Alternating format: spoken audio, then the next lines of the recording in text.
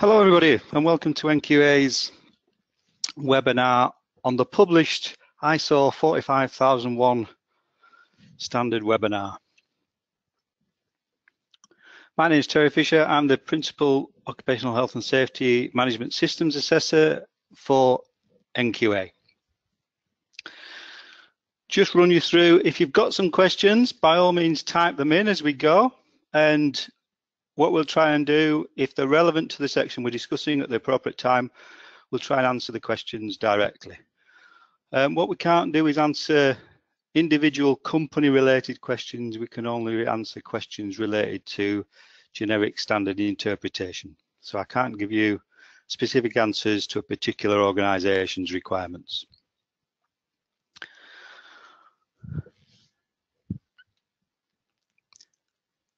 So if you're all happy, we'll continue. Right. So obviously what we're going to discuss today is the migration from the published ISO 45001 standard from the 18001 standard, but it's also applicable to new entrants to the management system scenario for occupational health and safety who may not have an 18001 registered system.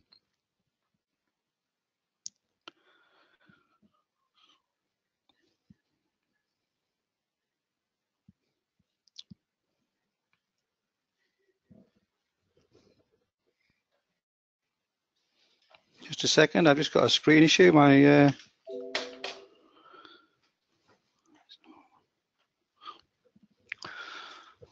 So there again, if you have a question, type it into the box on the right hand side of your screen and we'll answer them as we go.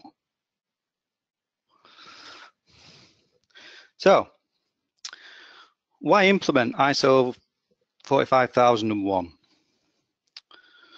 The standard is trying to implement occupational health and safety performance improvement, which can help you deliver a cultural change, implementing risk-based thinking and worker engagement, give you proactive risk management with a systematic approach to help reduce culpability and foremost, protect your workers. It can demonstrate a proven commitment from the leadership in implementing action and delivering continual improvement.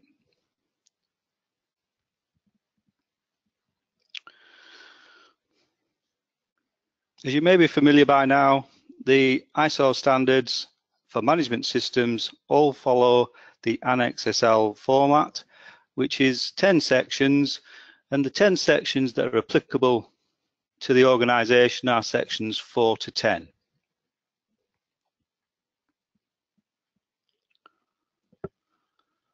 So we've looked at the management system process. We're looking to achieve cultural change, improve performance, compliance, fulfillment,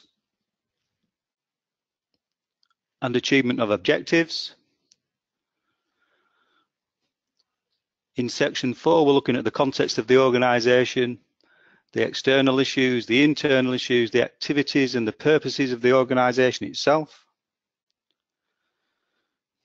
We're also looking at the people that are interested in that, the interested parties, the workers, the legal requirements of an organisation, and therefore the regulatory enforcement authorities, and the commercial considerations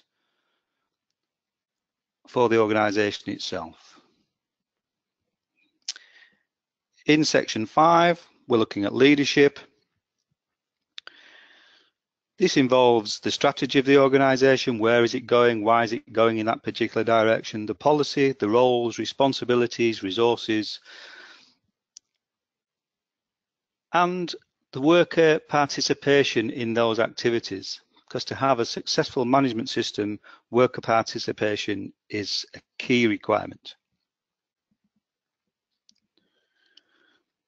In section 6, it looks at the planning, looking at hazard identification, risk and opportunities, your compliance obligations, and occupational health and safety objectives for that individual organisation.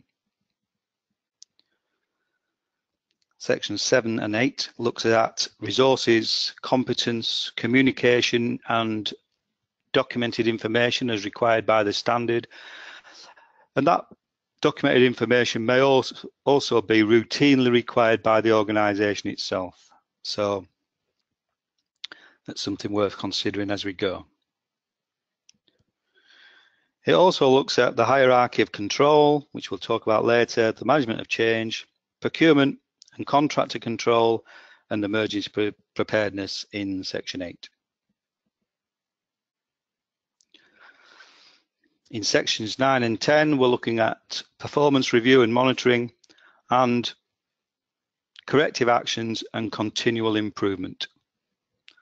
So we're looking at internal audits, management review, incident corrective actions, improvement objectives, and improvement processes generally.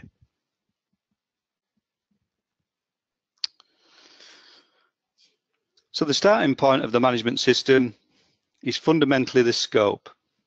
But before you can define the scope, you need to look at what you're trying to achieve within your management system. How does it apply to your organisation? So you need to consider the context. Why does the organisation exist? What is it trying to achieve? With the workers, who else are the interested parties, both internally and externally? And the leadership and the strategic direction of the organisation all need to be considered before you define the scope of the management system itself. So just to try and give you some examples of that, you know, a water company, maybe a public limited company, its scope, its context, its interested parties would be very different to, say, that of a university, obviously an educational establishment, which would again be very different from that of a food manufacturer, maybe in a limited company, maybe in the private sector, or a smaller scale family-owned engineering business, a smaller enterprise. And each one of those will have its unique requirements as what it needs to achieve and the context in which it's established and what it's trying to deliver.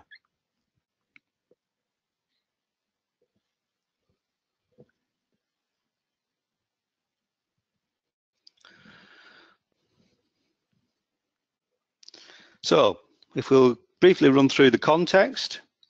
So the context is looking at, in the clauses of the standard, broken down into 4 elements. 4.1, understanding the organisation. What does the organisation do and why? 4.2, understanding the needs and expectations of workers and other interested parties. Well, that can be many and varied, but it's understanding what pulls and drives the business in all the various ways, depending on what it's there to do, or the organisation. It's not only the workers, but the workers for this management standard are a core interested party, because obviously you're there primarily to protect all workers, so therefore they have to be a core interested party to the management system. Then in 4.3, determine the scope of application to the management system, how it applies to your organisation and what that means to you. And then it looks at your understanding of your management system and the way it could apply to the actual internal workings of your management standard, of the management standard. So when we talk about interested parties, there's numerous ways of looking at this. External factors need to be considered. So they may look at a pest analysis, looking at environment, legal, political, economic, social, technology, etc. There's internal considerations and factors which could be identified by a different analysis, looking at strategy, the structure, the systems, the skills, the staff, knowledge and culture, and the management style of the organisation. All these things have a major bearing on how the organisation operates and what it's trying to achieve.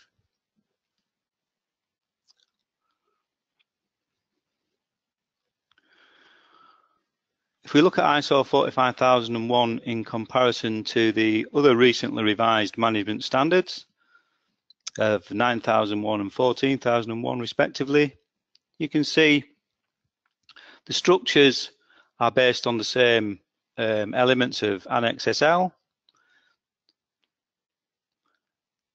And we've identified there some interested parties applicable to each of the disciplines. One of the things that the adoption of Annex SL has achieved is it should make the integration of multiple standards far easier for organisations. If you've got an existing ISO management system, 9 or 14, because they're all using the same framework, the integration of those management systems should be far simpler and reduce any duplication of work and effort. The same structure can be applied to the various disciplines.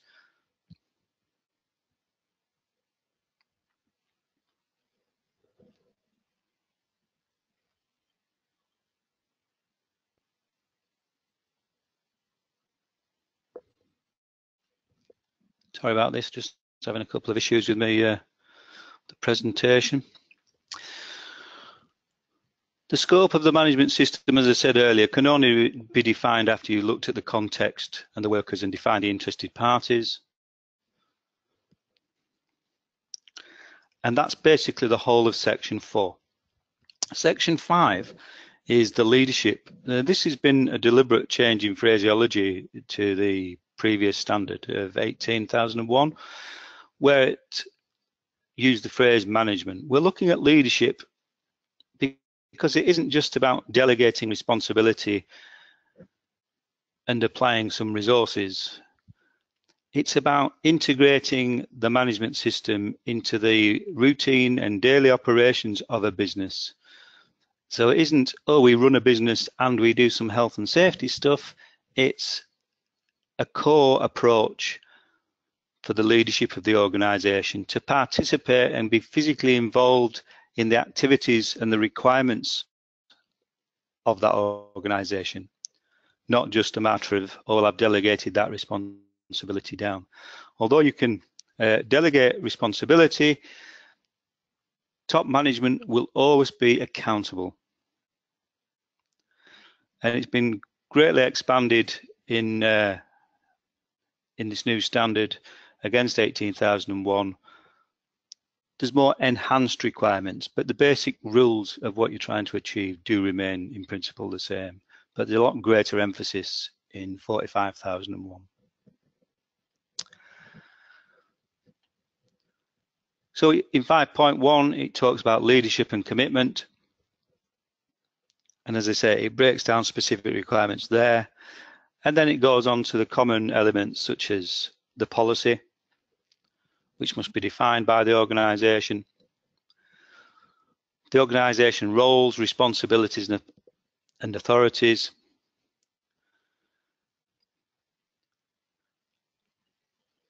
and again, coming back to 5.4, the consultation and participation of workers,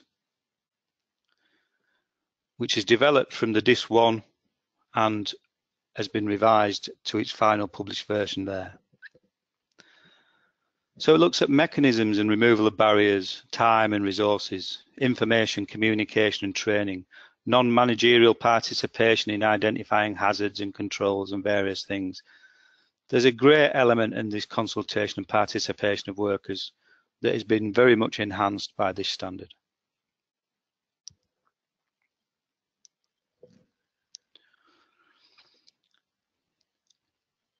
In the planning elements, it reintroduces the hierarchy of control, looking at elimination being the best form of control, and then working its way down substitution, engineering controls, and administration, etc.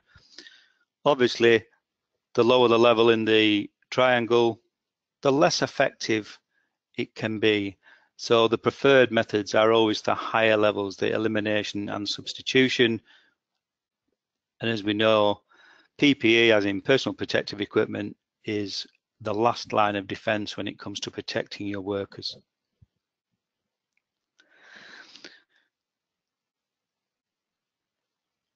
The planning clauses, actions to address risks and opportunities, so the identification of hazards and risk assessments and opportunities. So it's not just talking about the risks, but also the opportunities. Determining of legal and other requirements, which is a familiar format to those involved in 18001, and planning those actions and setting objectives. So the enhanced requirement here is not just of setting of objectives, but how you plan to achieve them, and breaking that down into documented information and detailed plans of who, when, why, how, etc., as described by the standard itself.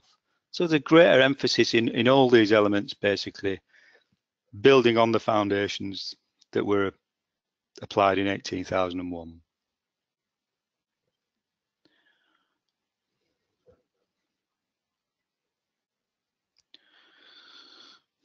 So one of the core activities within the management standard is risk assessment and identification of hazards and opportunities. And those then all have a bearing on potential objectives, controls, the review, the plan, do, check, act, systematic approach to the management standard. So based on the policy and the organisational requirements, the setting of objectives, applying appropriate controls, the review of those controls for effectiveness, and then implementing any improvement that may be identified from that. So the review of the effectiveness is an important element to the management standard. And that's where it comes into the plan, do, check, act model.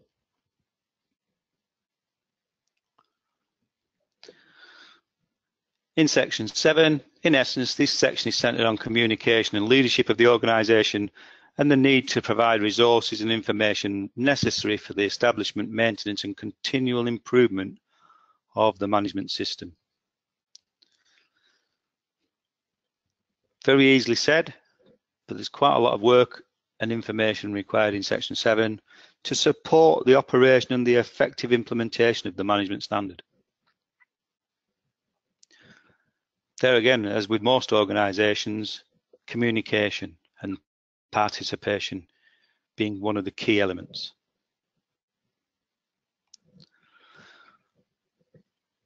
So in simple terms, obviously there's a need for resources, there's a need for information, which may involve some training and development, which then gives the support and commitment of the management to implement an effective management standard. Within the clause itself, it looks at resources. It also looks at competence, which applies to external workers, and there needs to be records and documented information for that to demonstrate and use as evidence for assessment. So the term workers could be agency workers, can involve subcontract workers, can involve all types of workers within the organisation itself, and also external to the organisation, where the external the workers may be external, they may be subcontracted or outsourced activities, and it's where the organisation can apply some influence. So just asking a subcontractor to do something doesn't absolve you from your duties to make sure that's as safe as possible. So you can't just pass it off down the supply chain line as such. 7.3 looks at the awareness, including the awareness of workers to remove themselves from situations where they present an imminent or serious threat to health and protecting them from undue consequences for doing so. That's quite an important clause within the revised standards. The workers themselves must be aware that they have that option. It's that they can remove themselves without undue consequence, shall we say. Because a lot of the times, oh, I didn't do that because I thought it was dangerous, and that, oh, and it can involve all sorts of disciplinary, cultural things within the organisation that can create a barrier from people doing the safe thing and moving out of the way or stop doing it. It defines the culture of an organisation.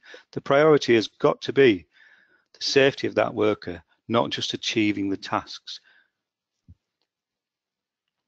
And the workers need to understand that culture of the organisation for the management system to be effective. 7.4 looks at the communication. The clause is expanded to look at external communication and internal communication, and there needs to be some documented information to support that activity at the various points. And 7.5 is the documented information phrase, which could apply to a whole range of media. So it isn't just about hard copy physical documents. It could be documented information on a computer, it could be data, it can be information, it can be email, within the whole range of things. And documented information and control, you may have a process that is controlled by software, for example, and therefore controlling the version of the software could be a way of controlling the process. So certainly more and more in this day and age, things are software driven. So as I say, controlling that version control to make sure that it's still compatible, it still controls the process in the way, can be equally as important as knowing the issue number of a particular document or a procedure within the management standard. So it's looking at a full range of media there in relation to documented information and control.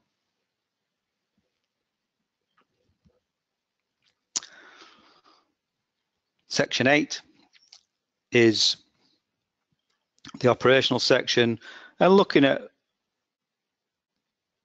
the general requirements. So the primary one being eliminating hazards and reducing occupational health and safety risks, looking at the management of change, and looking at procurement. And under the procurement, they're also including contractors and outsourcing.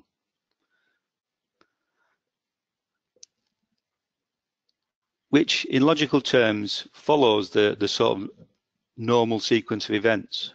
We buy the services of contractors or outsource the services of different agencies. So it's under the procurement heading now to make it follow a logical sequence of events. And then in 8.2, it looks at emergency preparedness and response. There again, you can see for the various slides I've put there's a requirement to be retained as documented information as we go through the slides.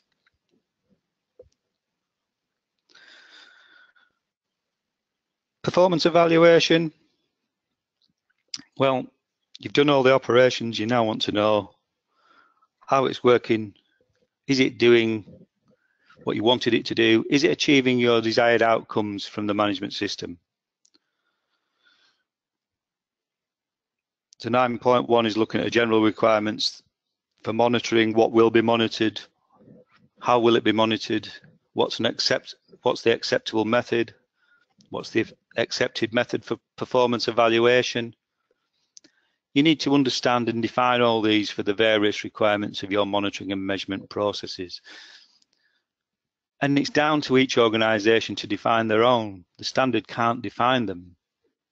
Your requirements for monitoring and measurement and analysis will be different to another organisation, even another organisation that may do the very similar processes to yourselves.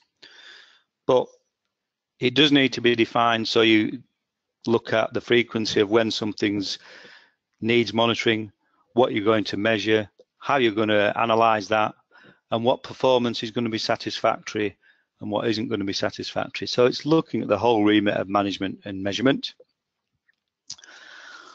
which is then underpinned by the standard requirement for internal audits and establishing an internal audit program, and then looking at the management review. So the management review is looking at the performance of the management system, not just the operational performance as required within the organisation.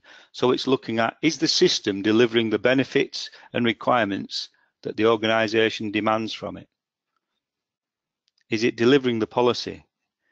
Is it enabling you to achieve your objectives? Is it enabling you to fulfill your compliance obligations and legal obligations as required by the various elements?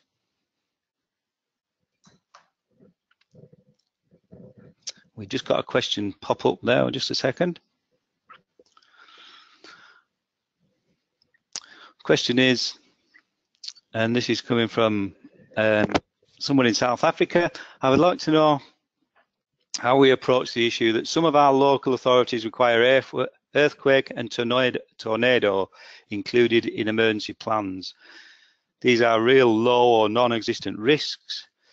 Will the organisation still be required to do a drill on these?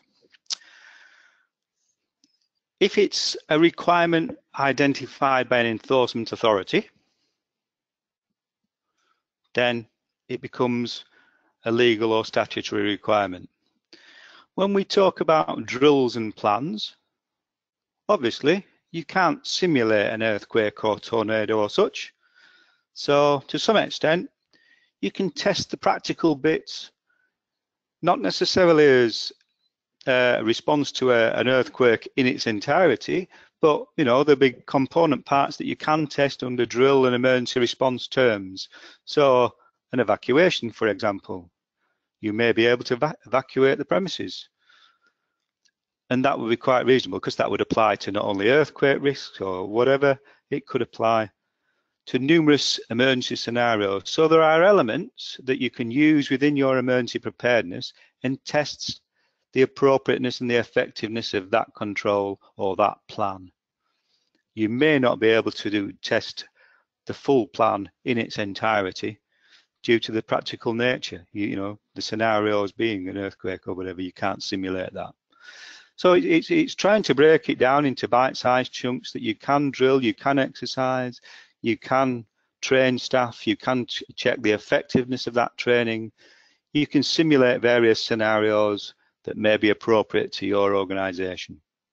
So I think, although you may not be able to simulate the earthquake or tornado in its entirety, there will be component parts of that emergency plan that you can actually have drills for, have exercises for, and at least have arrangements in place, and you can consider them and keep them up to date, which is what, in effect, the standard is looking for. I hope that answers the question.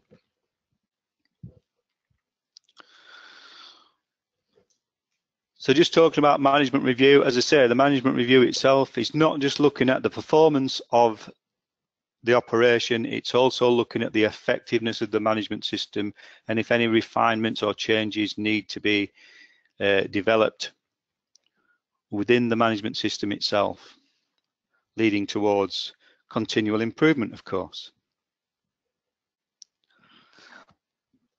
So under section 10 of the standard, the improvement section, there's the general requirements outlined in the normal way, and this is where we're looking at the actual performance and the conformity and the corrective actions.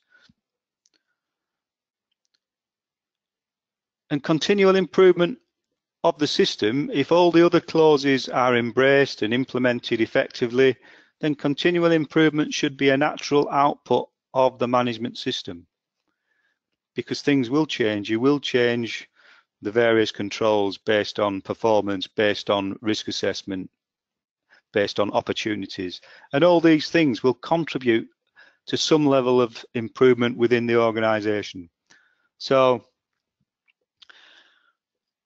that element should actually be a natural outcome of the management system, and using the incidents and non-conformities and actions is a rational, common sense thing to do.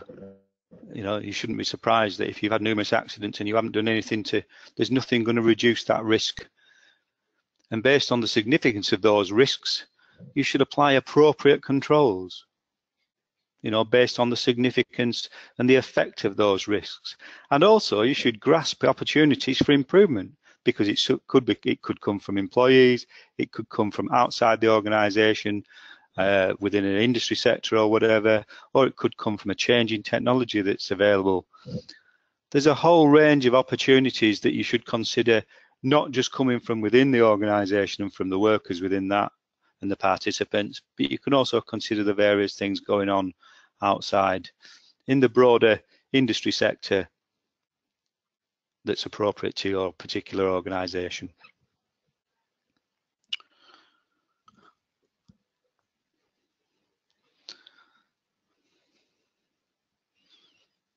So that's the Plan, Do, Check, Act model, also centering on leadership. So with good leadership, it enables all these activities to happen as suitably resourced. There's management, top-level management commitment, and appropriate management commitment at all levels to implement an effective worker participating, useful management standard. In simple terms, it's applied common sense, isn't it? The workers are there, they're the people that are your process specialists. They have in-depth knowledge and fine detailed knowledge of how a particular process or activity actually works, not the theoretical, someone sat in the office, well, I think this process works in this way and I think these appropriate controls are fully effective, etc. When you get down and talk to the workers, you could get a completely different picture of how a process or an activity is actually being undertaken, or the effectiveness of that, or the risks appropriate and opportunities within that could be very different to what's originally perceived from a desktop scenario. And it's that leadership and management commitment to integrate the workers into the processes of the management system that is a key element.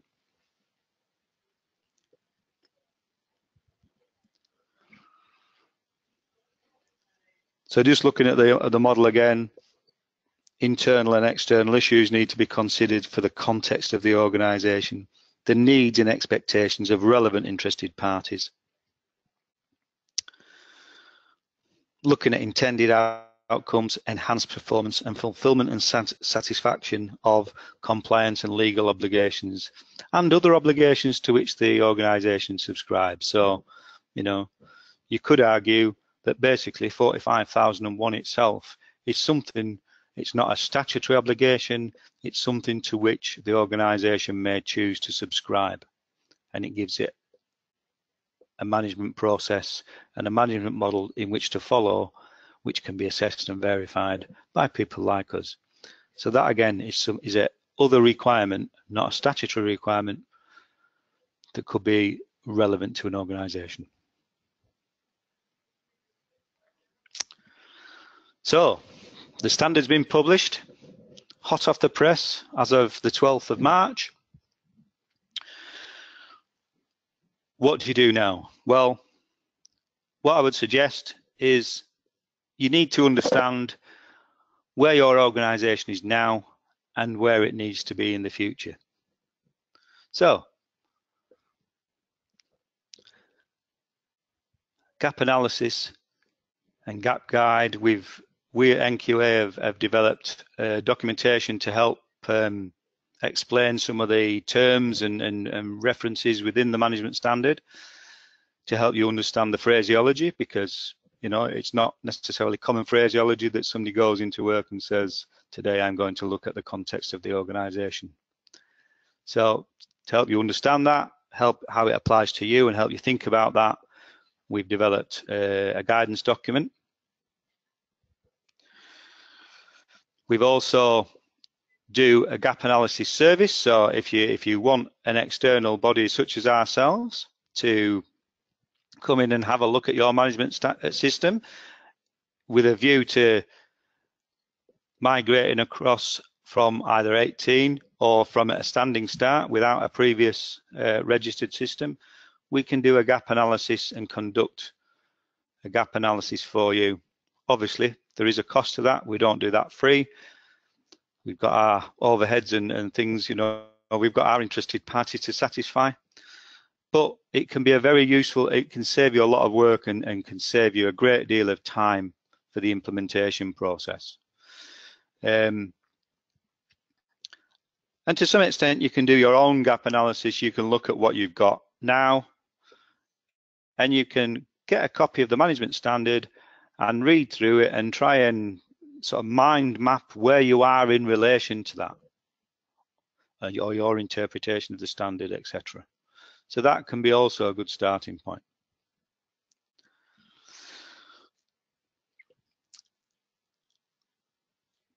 As from the 12th of March, 18001 is still an established standard and will be applicable for the next 3 years. So if you've already 7/8 of the way down the road to either registering for OHSAS 18001, you don't necessarily need to change direction. By all means, continue with your program, and you can always migrate across to 45001 in the coming 3 years if you're already well down that path. If you're just starting off down that path, by all means, I would suggest you might well consider looking at it and looking directly at ISO 45001, especially when if you've got other management system standards in place within your organization, because there should be the common structure being applied to from 9 and 14, for example,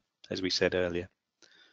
But 18001 is still there, and like I said, and will be there for the coming 3 years. So the practical tips on migration: if you're starting from scratch, have available a copy of the standard. These can be purchased directly from ISO. Identify your sources of legal compliance information and other requirements. Review your hazard and risk assessment processes and look at the effectiveness in that and see whether they're covering all the things that you need to do. And consider a gap analysis, as I said, either internally or externally, using a provider such as NQA to come in and help you identify where there are potential improvement points within your management system. And if you're migrating from an existing OHSAS 18001 standard, there again, read the standard, look at a gap analysis tool, either internally or externally. And as I say, the mapping exercise for management system migration, this is the sort of self-check, looking at the new standard and saying, well, things have changed, there are new clauses, where do I think I can find that within our existing system? You may pleasantly be surprised that I have no doubt there would be some work identified, but you know, it's certainly worth doing that exercise.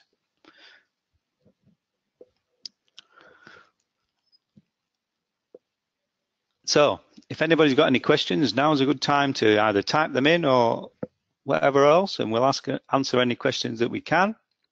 There are no other questions that have come up to date, so it must be the Friday afternoon feeling.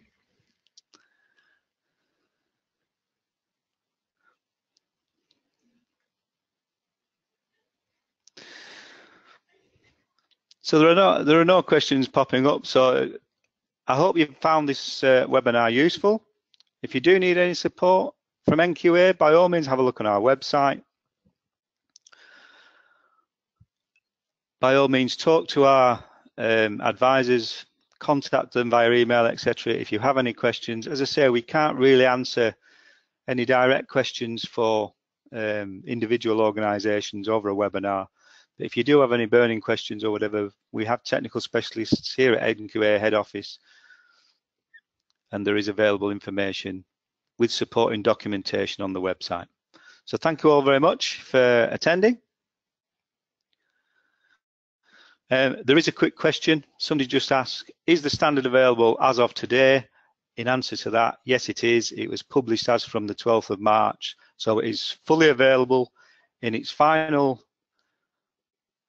applicable state as from last Monday, the 12th of March, and it can be purchased directly from ISO. We NQA don't sell standards, so I can't point you to NQA, but it's certainly available directly from the ISO website, and you can purchase copies from there. To all of those of you that registered for the webinar, we will be sending out a copy of the presentation, and you can get some gap analysis support information and documentation from our website directly. So that's downloadable directly from the website. And sorry, I'm just reading a question there. The documentation I've received mentions that there will be training courses. Yeah, obviously, NQA have available some training courses for both migration and internal auditing, etc., etc. And there again, information on training is available on the website, but if you need any direct information, by all means contact us via email or give us a call. We've got a training team and a training manager that will be happy to help. And if we aren't already providing something within your locality, if you talk to us and there's sufficient numbers to make it economically viable, then we'll do whatever arrangements we can. If you need to, we can always supply you with a trainer that can come to your premises and deliver a course appropriate to your particular organisation and based around your own needs, as long as it's around the primary standard requirements.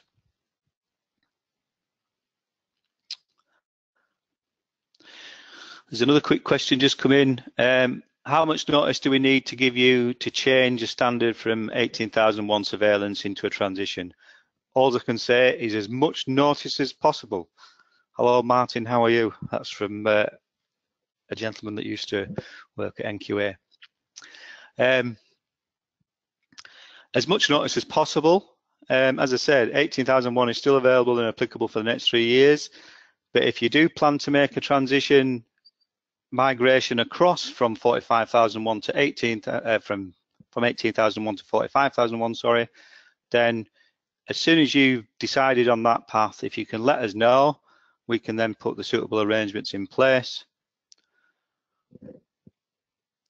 We can be done at relatively short notice, but there are things that you will need to do because there are requirements that we've got to meet, technical requirements from the IAF that are not captured directly within the standard. So there is additional time requirements and a gap analysis needs to be conducted, etc. So just give us as much notice as possible, and where we can, we'll work with you to achieve your desired outcomes.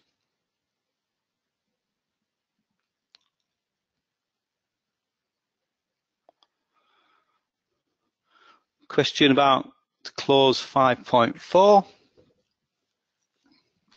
Just 1 second. He says, is he hotfoots it to the standard?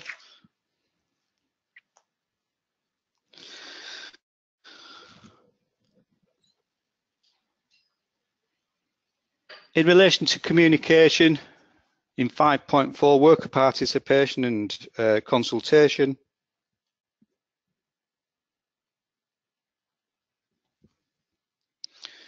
is there a particular element that you're concerned about? It's basically about making sure there's good participation from the workers at various requirements, because there's various requirements of participation not just contained within 5.4. As you can see, they're looking at policy, they're looking at roles, looking at all the various things. Now, some of this can be done for various methods. I can't really give you an answer to how that would apply to your organisation. It would depend on your own local circumstances and requirements, etc., etc., and what you've already got in place.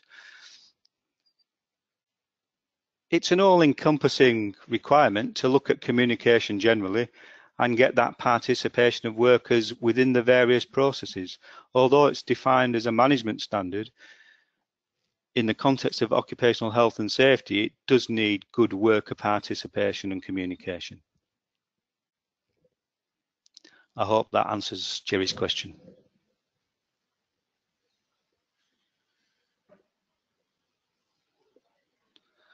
Any more questions?